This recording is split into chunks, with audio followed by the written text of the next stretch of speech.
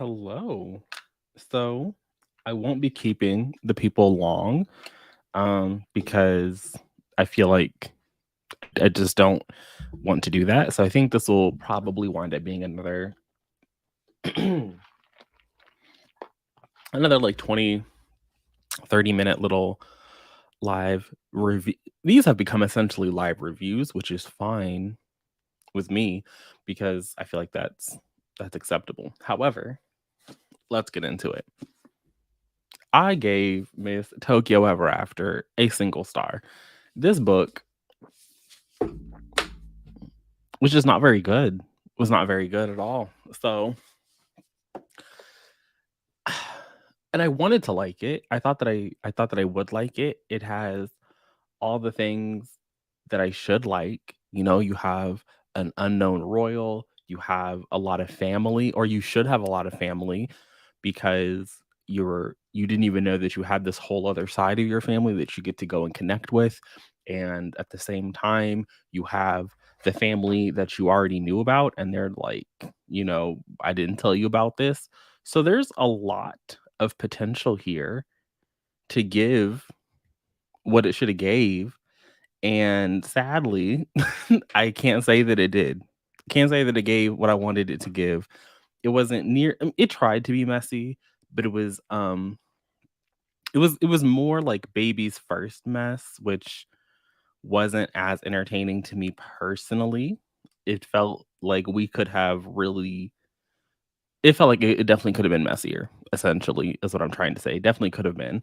And then not only could it have been messier, there was a whole situation, like, again, everything was very surface level. I don't know why I'm saying again. I said this in my Goodreads review. That might be why. The book to me was just like this discussion here. The book itself was very surface level. And I don't think that it even did oh, I'm finding out about this family I never knew about realistically. Like, she sent one email and was like, hey, um, can you send this to this royal because I think I'm his daughter? And then there was never any like verification. She sent the email, and then the start of the next chapter, she was on her way to the airport to go to Japan. And I was like, What? What?" And I think what bothers me the most about it is because, at least with the Princess Diaries in the books, and even in the shady little movie that Disney made, the the royal family of Genovia knew full well about Mia. Like, they knew Mia existed, they knew she was a person. Here, the royal family in Japan had, like, no idea that Izumi existed.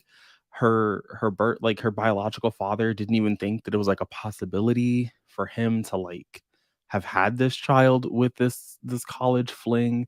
So it's like, not only was there no DNA test done, no kind of like, let's make sure this is like a legit situation.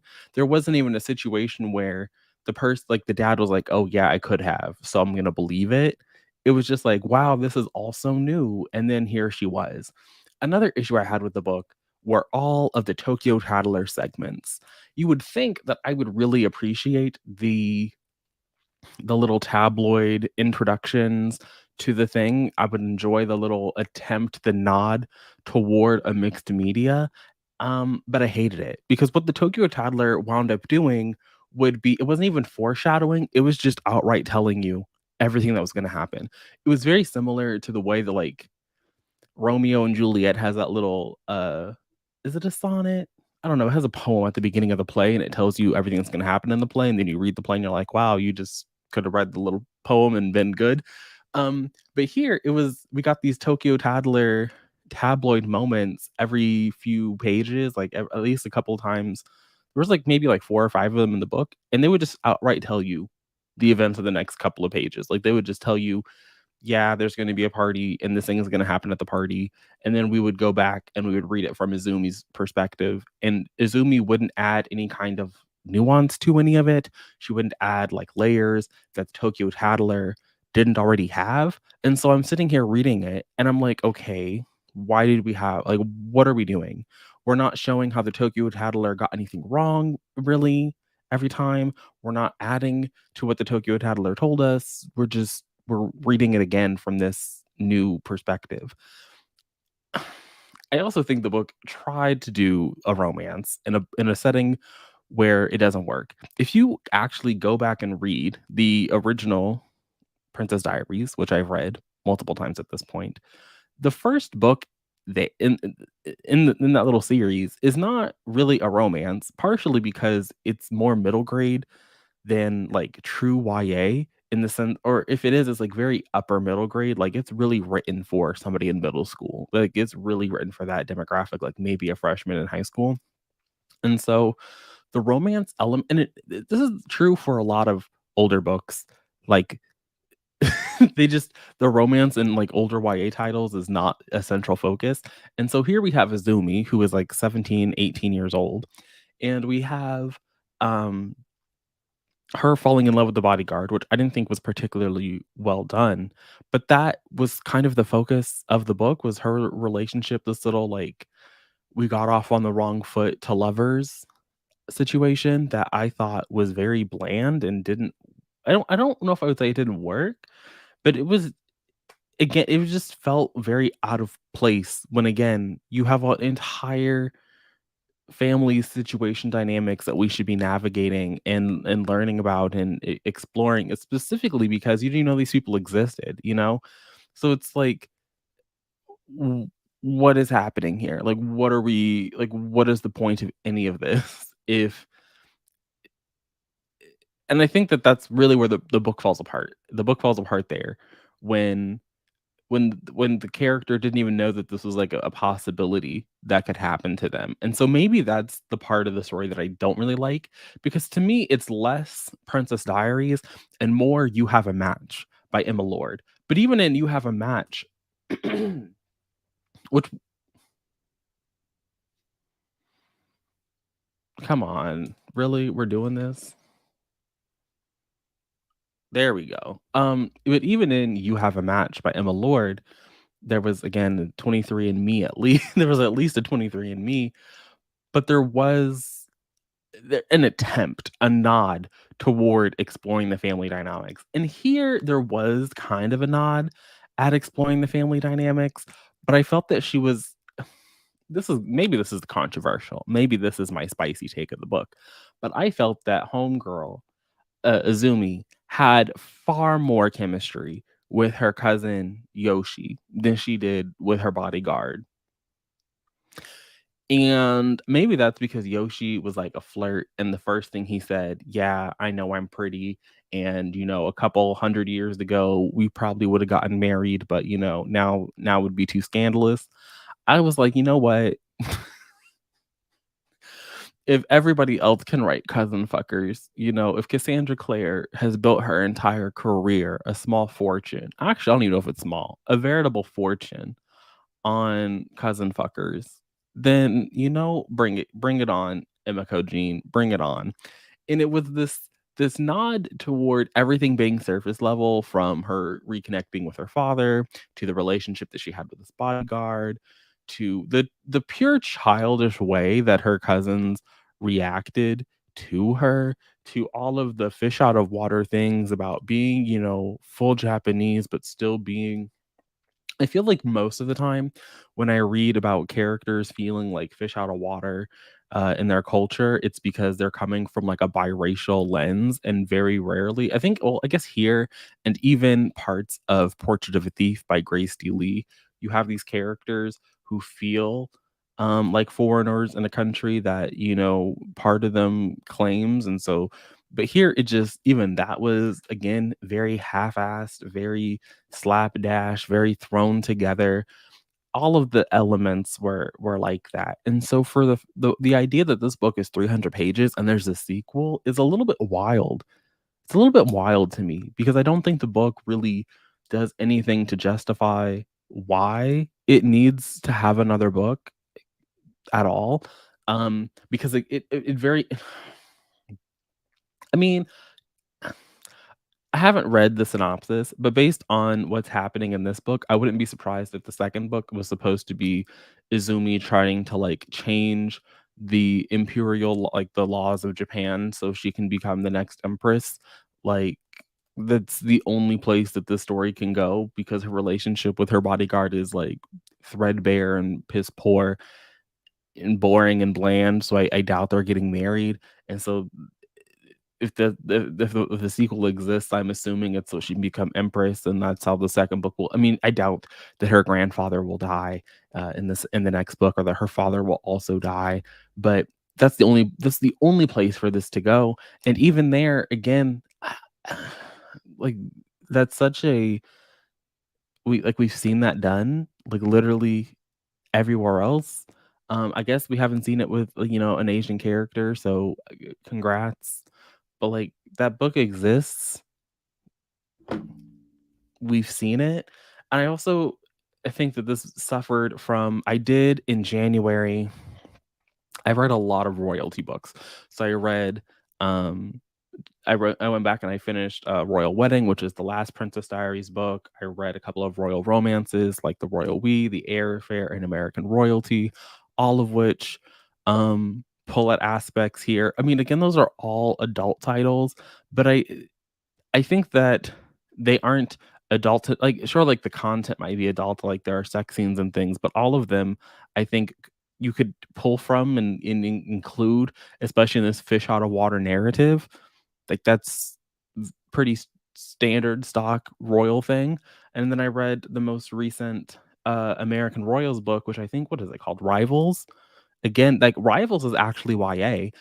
I mean, everybody in that book is an adult, but that entire series is YA from American Royals on through. So there's been like 3 books there where you have a main character who is going to be, the first American queen, and she's, doing these things. Like there are books in the same age category as Tokyo Ever After, very much riding this wave that are not and that again playing with these same tropes from like again, this first American royal person or the first whatever.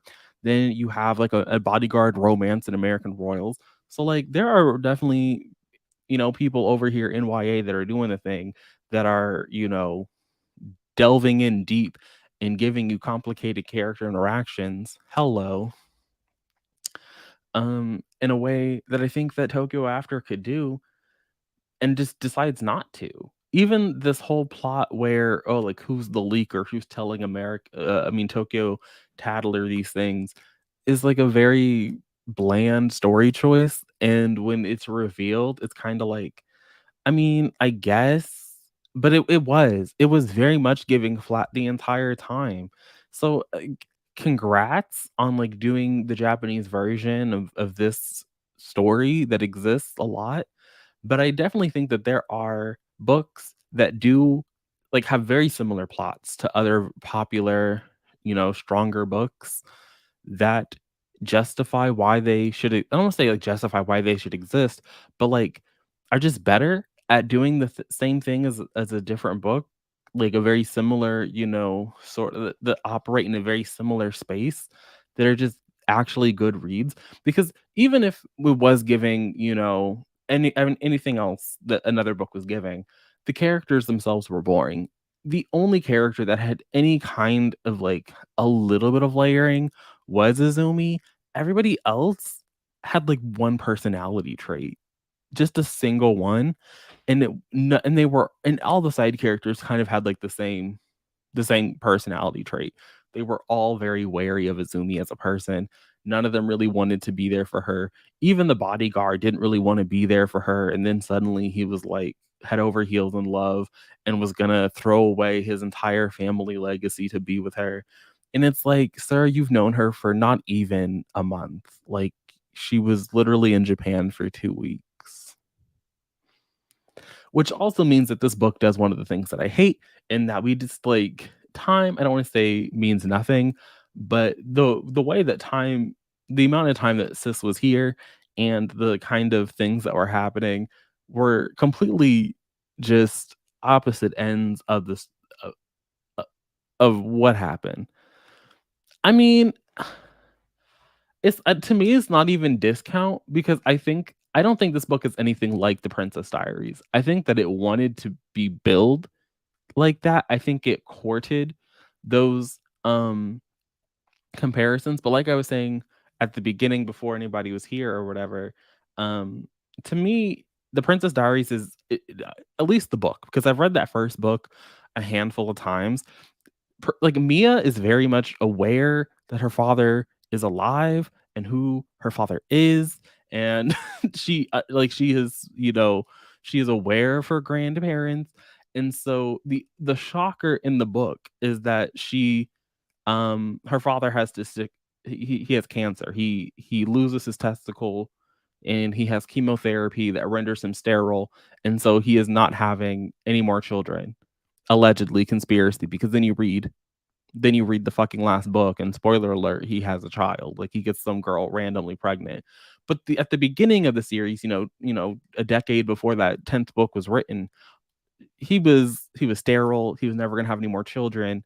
And so it wasn't the situation like it is in the little Disney movie that this book tries to do, where she just, oh, I'm a princess. I didn't know I was a princess.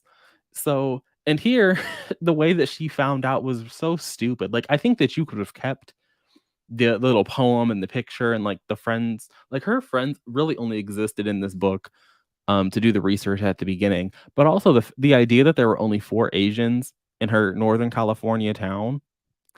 I don't know if I believe that. I don't know. I don't know. Maybe this is the author speaking from some lived experience, but that seems crazy to me that you could be in Northern California and only have 4 other Asians in your class. That struck me as a little bit unbelievable, but like I said, maybe that's some lived experience. Maybe that's how it is in a small town, allegedly. I don't know. But the idea that her friends only existed to do the research. But then when they emailed that third party who is never in the book again, like she emails this man because he worked with her mom and was still in contact with the prince or whatever. She emails this man. This man is never in the book again, and nobody from the palace ever confirms anything. They just we read that she's sending this email, and then she is suddenly in Japan having a conversation with the bodyguard. And the idea that she was supposed to go there to get to know her father and like see him and then that just doesn't happen was so like boring and like just the worst aspects of an early 2000s movie that this book pulls from. It's like, okay, the entire reasoning for this trip is so that you can be together and like get to know this person, and you have this whole speech about how, oh, if I had known 17 years ago. Exactly. Like, I mean, I like that part is fine. Like the friend group and everybody believing that she's a princess is fine, but the idea that the royal family just was like, "Yeah, we claim her." Again, even I said this earlier again when no one was here, but it's like they claim her, but they don't do any kind of due diligence, and the father has no reason to believe that he knocked somebody up. Again, if you want to, I don't think this is anything like the Princess Diaries at all. But again, not only did Mia know, her mother knew, her father knew, everybody involved knew that there was a possibility that this person existed. Like, everybody was on the same page there. Here, nobody was on the same page. The royal family had no reason to believe that this person was the princess. Like, her father, no reason to believe that he had gotten anybody pregnant. And there's no DNA test, no kind of not even a blood test. Like, we're just gonna see, oh, do we even have like is your blood can I even give you my blood type of a thing? And it's like, no, we're just I don't even know if that's how science works. I'm not a scientist. Please don't quote me on that. But there was like no kind of testing done. It was just like, yeah, she's the princess, and here we are. We're all here now. Which, if that's what you want to do, fine. But I have a hard time believing that this.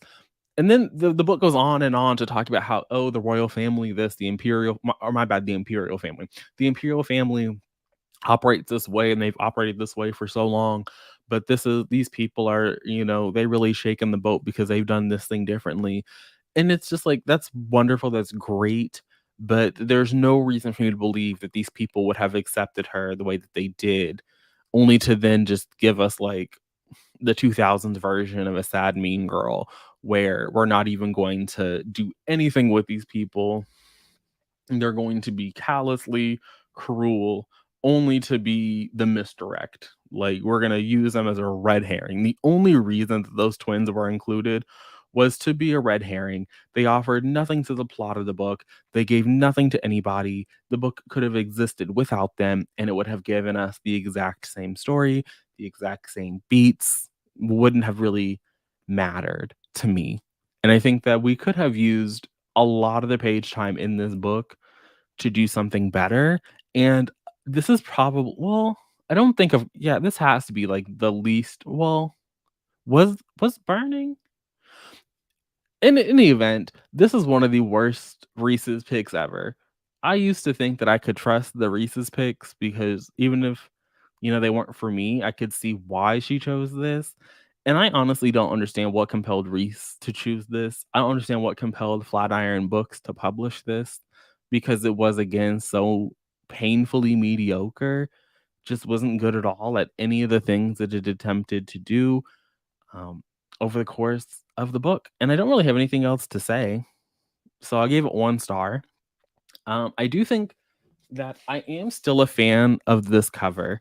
And I do like the cover for the sequel. I think that this sort of like paper art becoming like this is great. So I do, you know what? I have the book. I can just do it right here.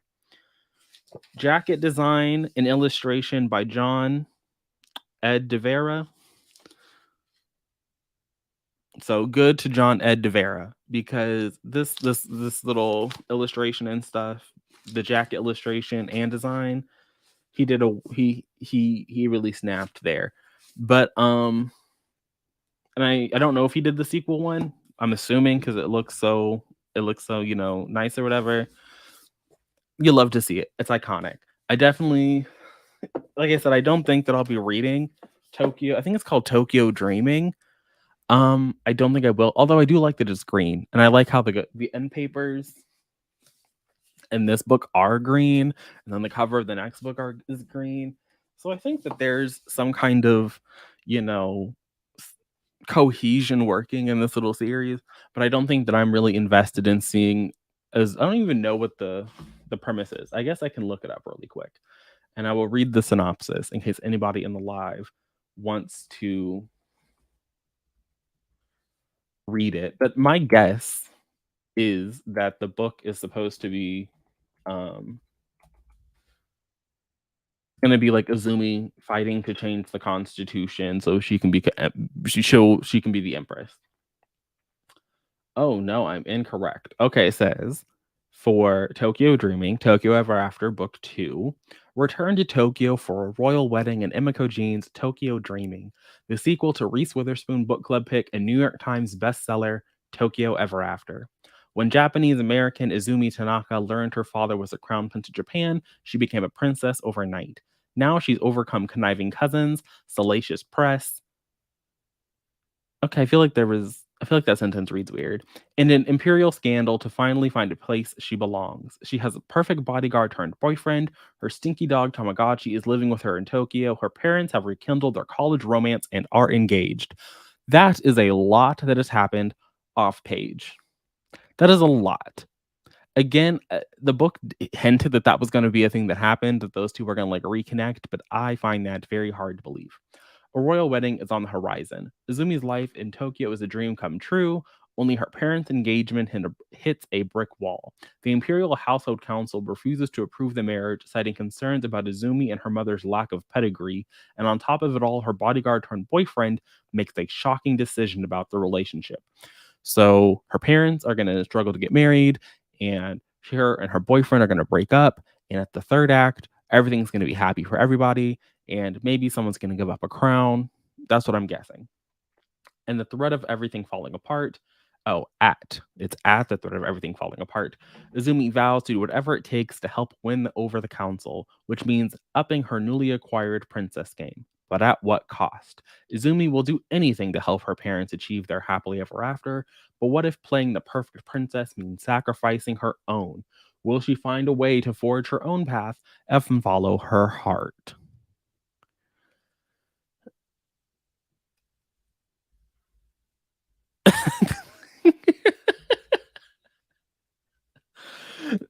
I would appreciate actually, I don't want I don't think that, Emiko could write the Rekindling the Parents romance book, any better than what she wrote here. So, I don't think I would actually ask for that. But, has she written something else? Let me see. I think Tokyo was a oh my goodness, no, she has written a whole bunch of other things. Empress of All Seasons, but that has a 3.5 star rating on Goodreads, so that's not good. Will Never Be Apart has a 3.8. Mika in Real Life is her best. That has a 4.1. Is this adult Mika in Real Life? I feel like I saw this last year. Yeah, it's an adult. Came out last year. Interesting. Yeah, I mean, she's been a little prolific, a little mini prolificness happening here. But I'm just